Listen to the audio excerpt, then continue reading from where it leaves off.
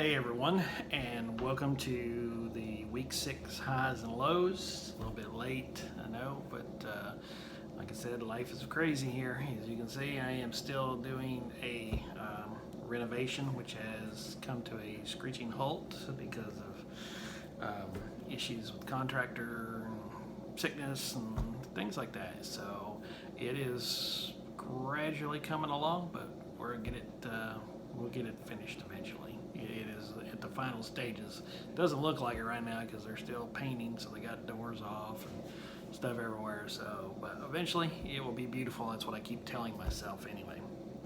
All right, so let's talk about the NFL, shall we? For a start, so it was a bit of a roller coaster week. Number one, Chiefs got back on the winning track.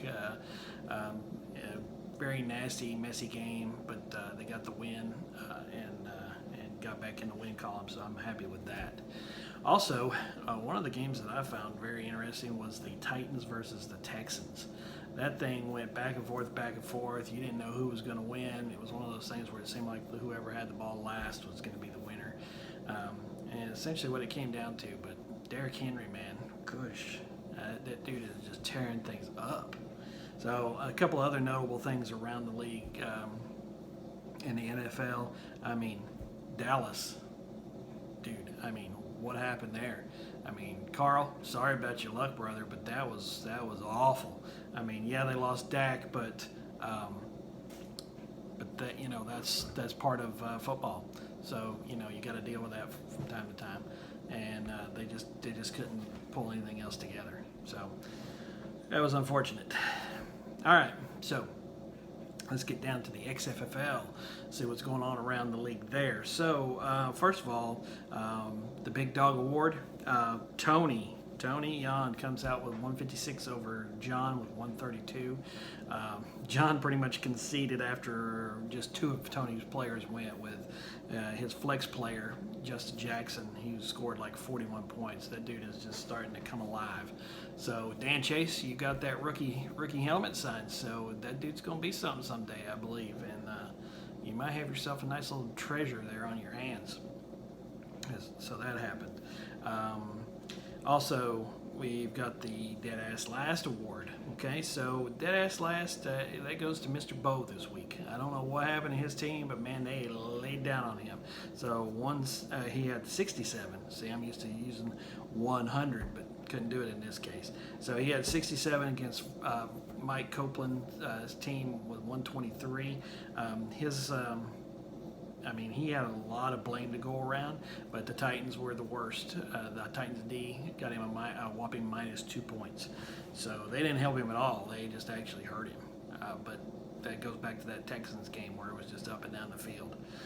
Now, I don't normally talk about these things, but I think it's notable. So the game between Andy, the Bourbon Barons, and Mr. Dan Chase and the Marauders, that was an interesting game. 90-107. That's like your classic girl fight where they were like, I don't want to win kind of thing. That's how I envisioned this thing going down because it was bad. Nobody really had any points up there. And then finally, our eliminator with Bo's Deadass Last Award. Congratulations, brother, but you are now eliminated from the eliminator. So you are out. Better luck on that one next year. So I will, when I post this, I will post a list of those who are still remaining in the eliminator. Okay? And let's see, what else we got here? Okay, the Week 7 matchups that are coming up. So we have a number of games coming up. I've looked at the highlights of them, and the one that kind of stands out is, the only one that really stands out as a very close game is the one between Tony and Bo. The experts have them predicted at 130 to 134, with the 134 going to Bo. So Bo, you might be able to step up after that terrible week that you had, and you take down the undefeated Mr. Yan.